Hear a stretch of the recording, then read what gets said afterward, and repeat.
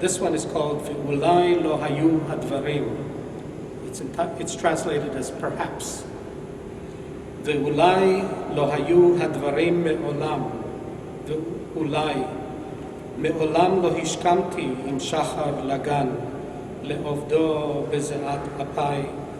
מעולם בימים ארוכים ויוקדים של קציר, במרומי עגלה עמוסת אלומות, לא נתתי קולי בשיר. מעולם לא טהרתי בתכלת שוקתה ובתום של כנרת שלי, אוי כנרת שלי, ההיית או חלמתי חלום. Perhaps it was never so.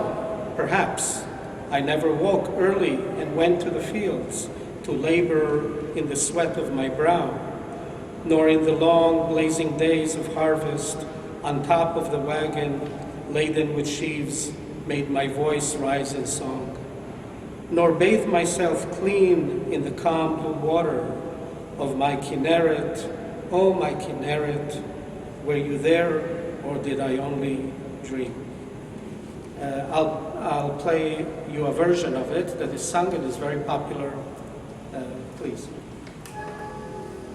ואולי לא היו הדברים מעולם, מעולם לא השכמתי עם שחר לגן לעובדו בזיעת אפיו. מעולם בימים ארוכים ויורדים של קציר, במרומי עגלה עמוסת אלומות לא נתתי קולי בשיר.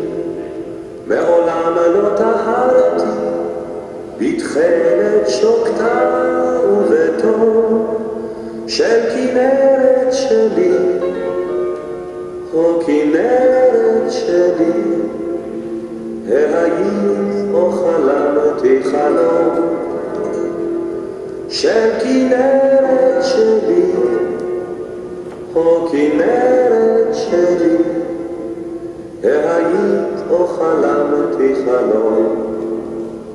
ואולי לא היו הדברים מעולם,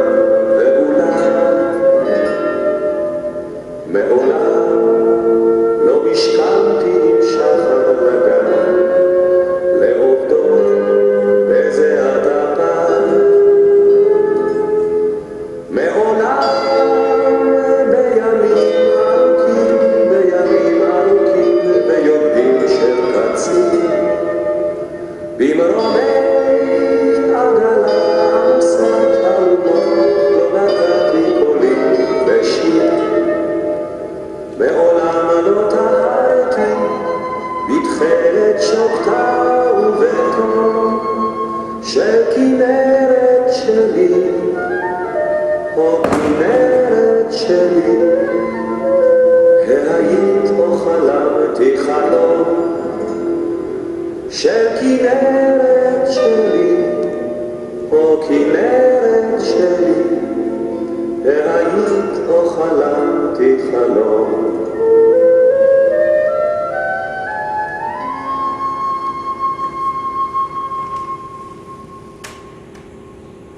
Very romantic poetess, and it's sung in a very romantic style. One of the great poets who passed away only a few years ago is one of the most iconoclastic, kicking tradition in the teeth, as it were, in many ways, in formal fashion, in inventing new metaphors, and certainly in innovative use of traditional sources to refresh and invigorate his poetry. I mean Yehuda Amichai, who is probably the quintessential contemporary Israeli poet. I'll read a few of his poems with a translation.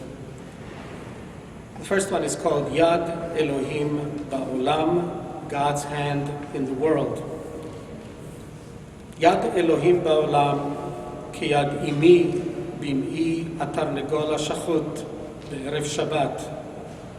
מה רואה אלוהים מעבר לחלון ואת ידיו נתונות בעולם? מה רואה אמי?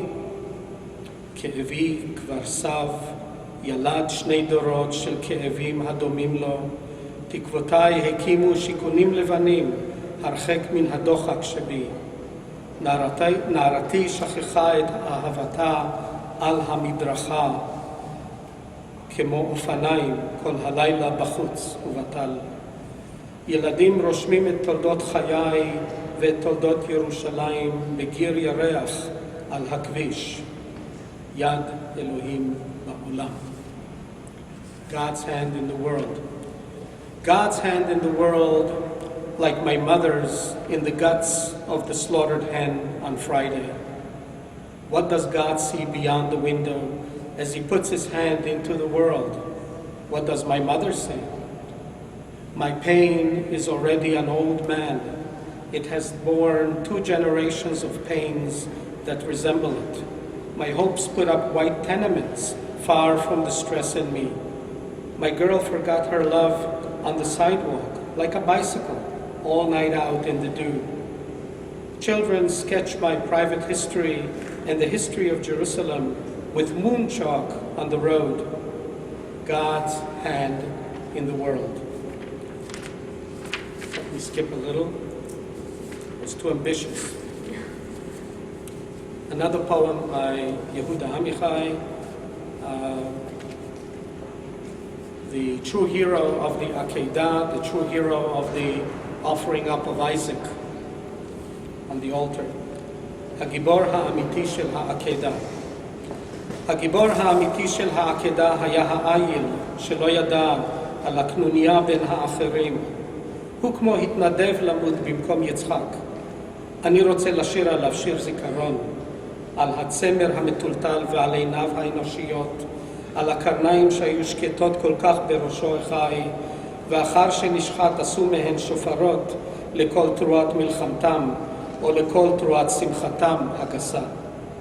אני רוצה לזכור את התמונה האחרונה, כמו תצלום יפה בעיתון אופנה מעודן, הצעיר השזוף והמפונק בבגדיו המגונדרים, ולידו המלאך הלבוש סמלת משי ארוכה לקבלת פנים חגיגית, ושניהם בעיניים ריקות מביטים אל 2 מקומות ריקים, ומאחוריהם כרקע צבעוני העיל נאחז בסבך בטרם שחיטה, והסבך ידידו האחרון, והמלאך הלך הביתה, יצחק הלך הביתה, ואברהם ואלוהים הלכו מזמן, אבל הגיבור האמיתי של העקדה הוא העיל.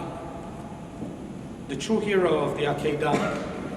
The true hero of the Akedah is the ram, who didn't know about the other people's conspiracy. He sort of volunteered to die in Isaac's place.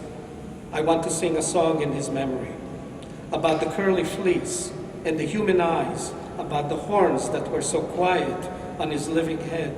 And after he was slaughtered, they made shofars, trumpets, out of them to sound the fanfare for their war or the fanfare for their coarse rejoicing. I want to remember the last scene like a pretty picture in a tasteful fashion magazine, the tanned, spoiled youth in his fancy clothes, and by his side the angel in a long silk gown at a festive reception, and both of them with empty eyes looking at 2 empty places. And beyond them in the colorful background, the ram caught in the thicket before the slaughter, and the thicket is his last friend. The angel went home, Isaac went home, and Abraham and God are long gone. But the true hero of the Akedah is the ram. Okay?